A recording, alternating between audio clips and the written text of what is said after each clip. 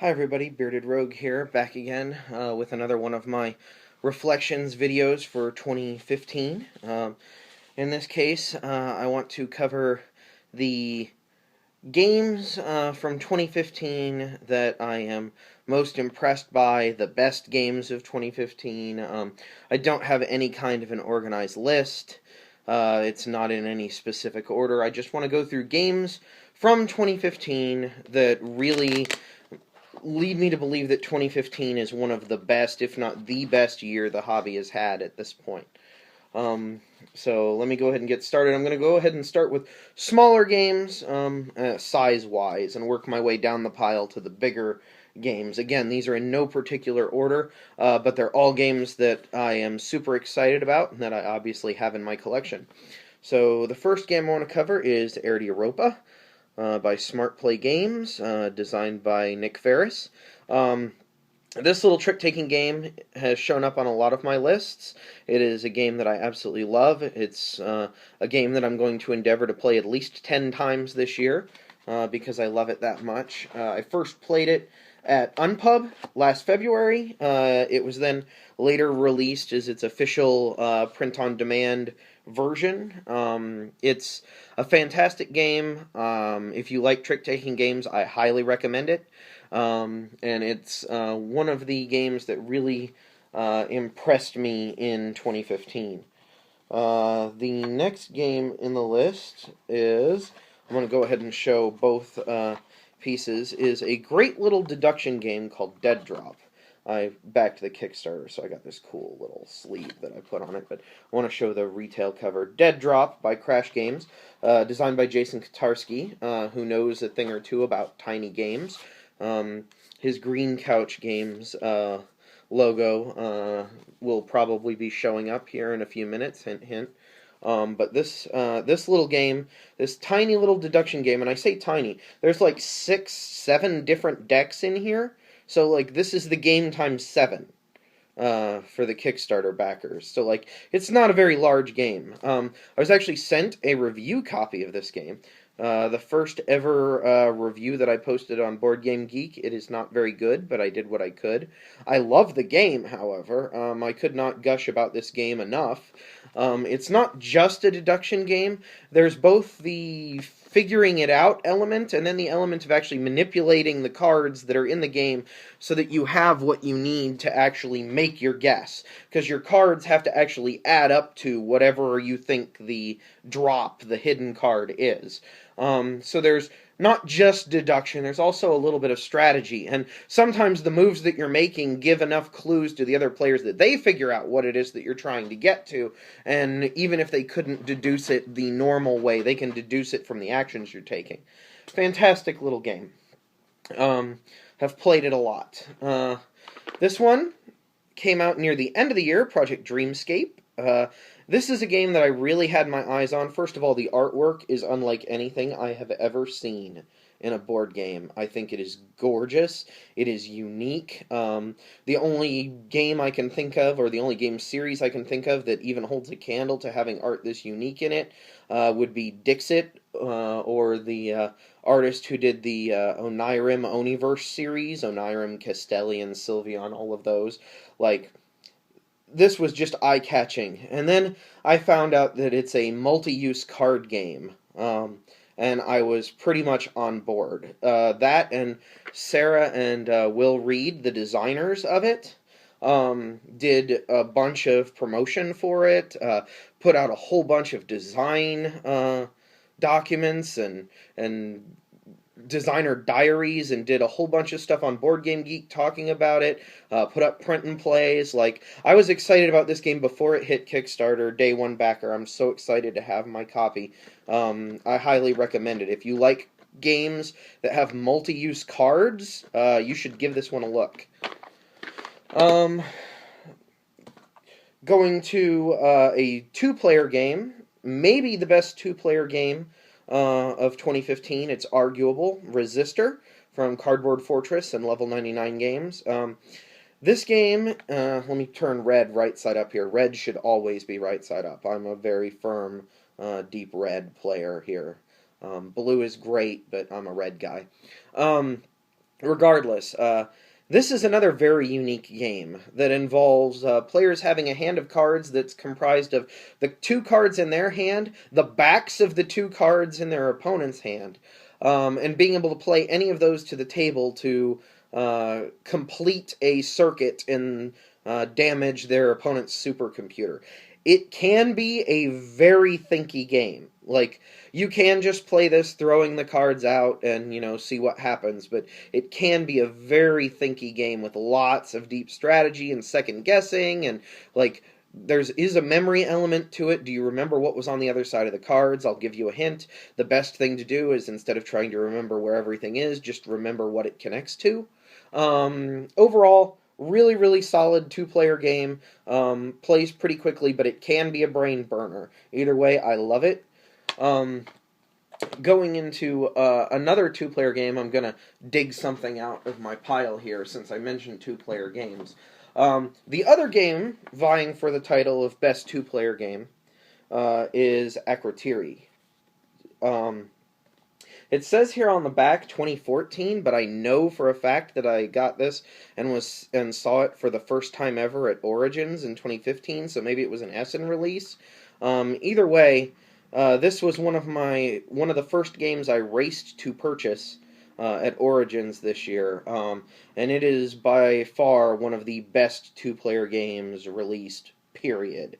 It continues the trend. The previous game in this series from Z-Man was Targi, which is also a fantastic two-player game, and it was one of my favorite purchases from Origins the year before. So I really hope they continue this series of games, because so far these are the best. It's definitely the best series of two-player games I've ever run across, and this is really solid. If you like pick up and deliver, this is really cool. But my favorite part is the whole temple discovery, which you're probably not going to be able to see, but you basically have these cards telling you where a temple is, and you have to kind of lay the tiles out in the map in order to generate that location where that temple is. So while you're discovering the temple in the fiction, you're actually creating the environment by laying the tiles in particular ways. So really, really cool mechanics. This is, again, the Bamboozle brothers, Jay and Sen, bringing us yet another awesome game, this time two-player. Another Origins purchase, and again, I'm sure this one was out before 2015, but it was out as Dungeons of Mandom. This is the yellow reboot called Welcome to the Dungeon. This is an absolute amazingly fun 4-player push-your-luck microgame. That's the only way I can really describe it. I've found that playing it with less than 4 players, especially the 2-player, is a little bit unless you're throwing random cards in as well, so that there's information that neither of you know. But I think as a 4-player game, this is really hard to beat. You basically choose to either put a monster into the dungeon, or to say, I'm not going to put a monster in, but I'm going to get rid of one of the pieces of equipment. So you're kind of like an adventurer bragging on, well, I can beat that dungeon even if this monster is in it, or I can beat that dungeon even if I don't bring my Warhammer. The theme of this is solid. I loved it as Dungeons of Mandom. The artwork is even more impressive here, although Dungeons of Mandom was more stylized. I like the title on this one a little bit better. This one also happens to have different heroes. Dungeons of Mandom just had one. This one lets you select from one of 4 different heroes to take into the dungeon. So that's Welcome to the Dungeon. Tiny Epic Galaxies.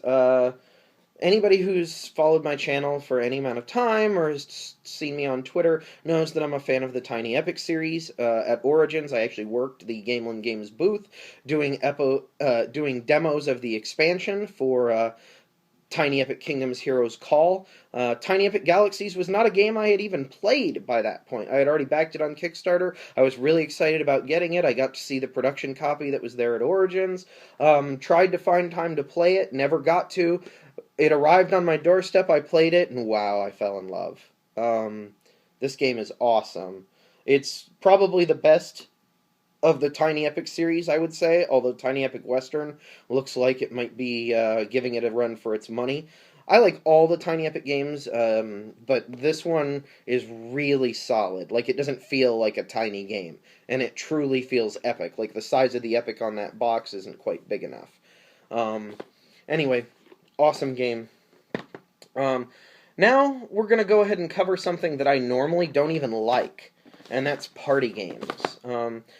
2015 actually managed to have several party games that I enjoy as somebody who doesn't like party games. And we're going to go through them again, smallest to largest, no particular order, but these 3 party games are games that I enjoy, even though they're party games. The first one is UnPUB, the UnPUB card game. This was originally put up on Kickstarter on April 1st, along with Deck Building, the Deck Building game, as a not-joke April 1st joke Kickstarter.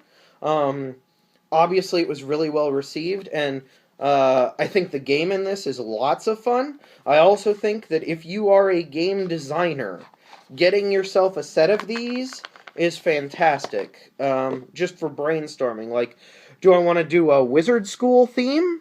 Or route building mechanics, or do I want to use dominoes as a component?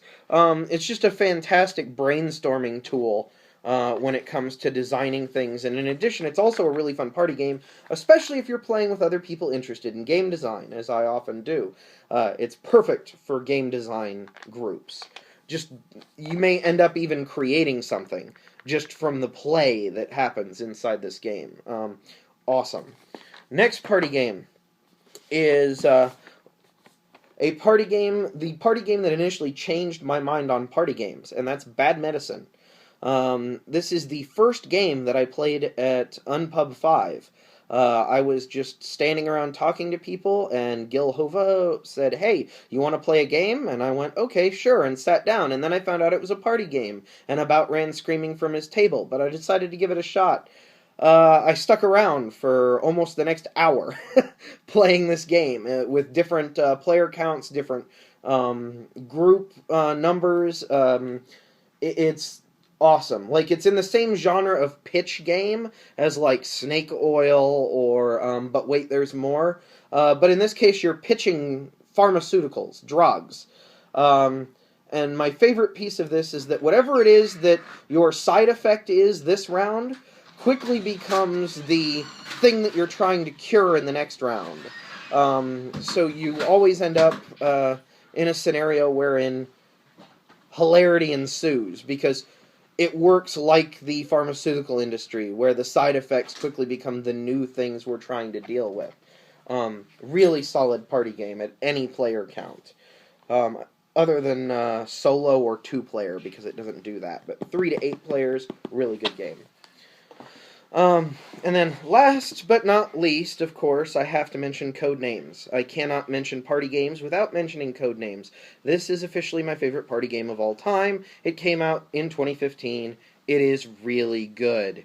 I'm not going to belabor the point. Everybody else has talked about it ad nauseum. So just understand that, like, there were 3 party games in 2015 that came out, at least. I haven't played all of them, but these 3 games that came out in 2015 are party games that I will play, which is not something I could say about party games in general prior to this year. Let's go to another smaller box game, Sylveon. Sylveon is another game in the Universe series. I love the Universe series. Both Urbion and Onirim were amazing. This one came out, Origins. I picked it up immediately. Actually, the same time I picked up Akrotiri. It was my first stop. And it is fantastic. Like, everything about it is fantastic. It's one of the games I put on my list of games I want to play 10 times in 2016, because it's that good. I regret that I do not have Castellian yet, which is the one that came out after this at Essen this year. I am definitely going to get it, because I already have the others, love them all, and I love this one, but I may wait until I give this one 10 plays. We'll see. Either way, I definitely want to pick up Castellian, but this is the one I've actually played, and I love it. Now let's go to one of the biggest surprises for me ever.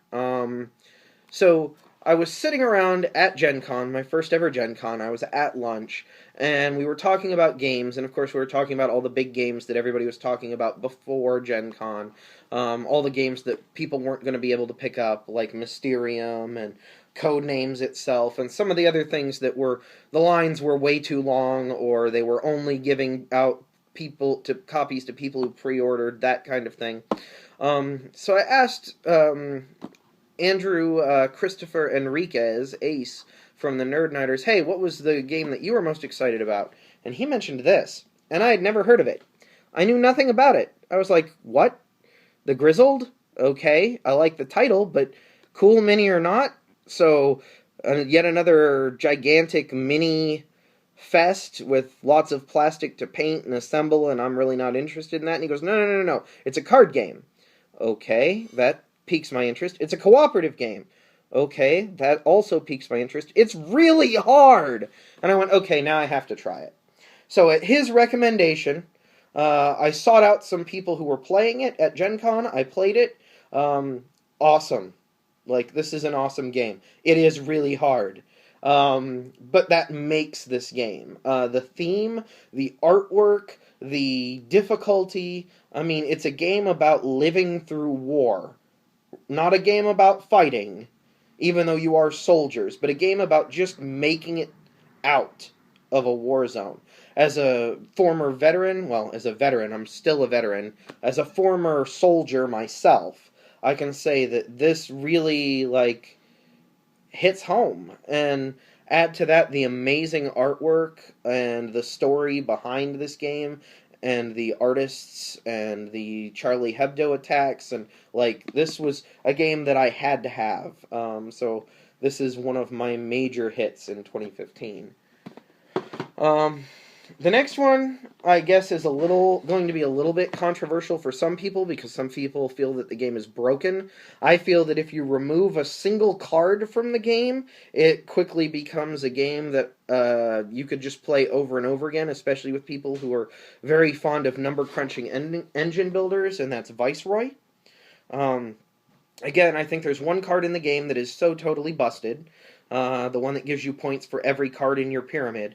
But if you remove that card, everything else about this game is solid. I heard the initial buzz about this when it was still just a Hobby World title with a Russian name. I saw a lot of people review it. I saw the Kickstarter go up. I managed to resist it until Gen Con, at which point I finally pre-ordered it and went and picked it up with all the play mats and crystals and everything like that. And it's a solid game. It's definitely staying in my collection for a while. So this one was another one of my big hits. We're getting close to the end of the stack here, so bear with me. Ashes, Rise of the Phoenixborn. Do you like CCGs? If the answer is yes, get Ashes, Rise of the Phoenixborn. Do you like novel resource systems? If the answer is yes, get Ashes, Rise of the Phoenixborn. Are you at all interested in having a bunch of cards with amazingly stellar art that are already made into decks that play well against each other without you having to do any deck building? If the answer is yes, get Ashes, Rise of the Phoenixborn. This is not my favorite CCG. Netrunner still holds that title. CCG, LCG, TCG, whatever acronym you want to use. This is still not my favorite, but it is well worth owning, and even if I never buy another expansion for this, which I plan to, but even if I never do, this is 6 decks right out of the box that I can just play anytime I want, without any deck building. I can just pull them out. I have them sorted in little baggies as starter decks, and while that's not as much depth as this game offers, that alone is well worth the price tag for this game. The components are amazing, the artwork is amazing, the gameplay is really, really solid, and it's a bit revolutionary in the way it handles resources using dice. So yeah, this one, definitely a big hit of 2015 for me. We're down to the last 3. Dark Moon. Dark Moon is a game that I was very, very excited about when it was BSG Express. There were many times I almost pulled the trigger buying a print-and-play edition of BSG Express, because my copy of Battlestar Galactica has been played a total of once, and has basically gathered dust ever since then.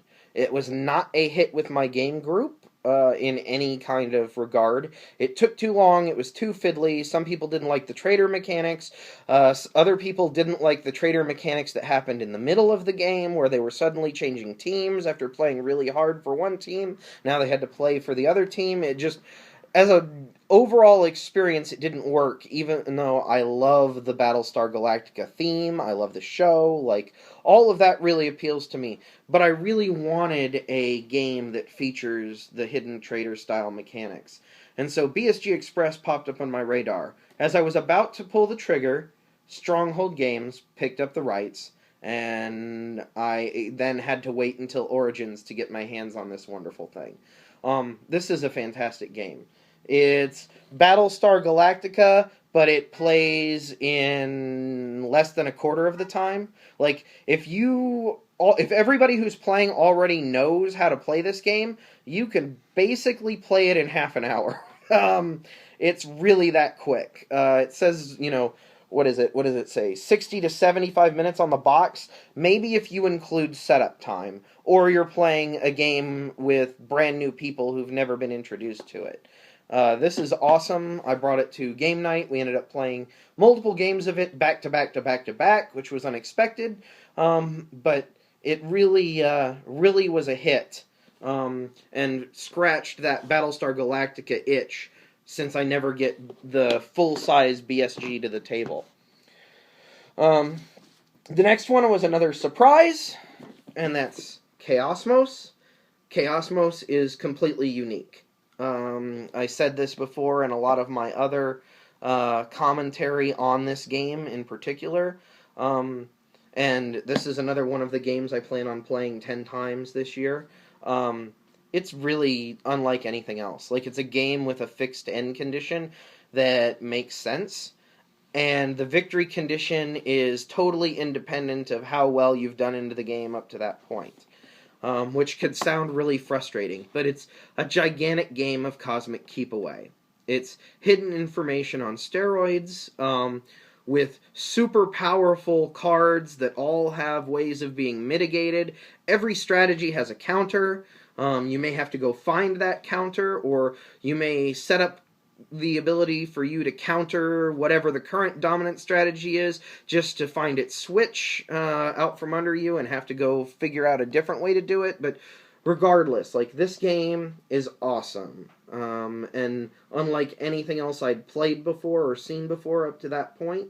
So I picked it up and have not regretted it. So that's another great game of 2015.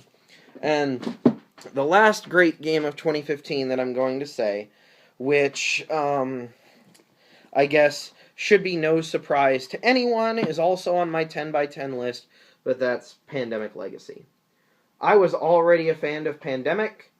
I was already a fan of all of the expansions for Pandemic. I was really sad when they released the newer version of Pandemic that my old version and my On the Brink expansion were no longer compatible with. Had yet to pick up a new version of Pandemic, and then they released this, and now I am not upset anymore. And as a matter of fact, I am so happy with this experience up to this point that I'm going to make it a priority to finish the campaign this year. Like, we're already 3 games in, 2 wins, 1 loss. We're going to finish this this year as part of my 10 by 10 challenge, and it deserves all of the praise it's receiving for taking a very well-known game and adding a narrative on top of it that manages to not only make sense, but elevate the mechanics of the game at the same time. It's really, all that in a bag of chips. There's a reason it's #1 on BGG. And it's not just because BGG is a strange place with a weird rating system, although that is also true. But yes, as you can see, that's quite a lot of games. And that's not all of the games that were fantastic in 2015. That just happens to be all the ones that I own and could find before I recorded this video. I want to give a shout out to Best Treehouse Ever, which is another fine game from Green Couch Games. I said I would mention Jason Katarski later on in this.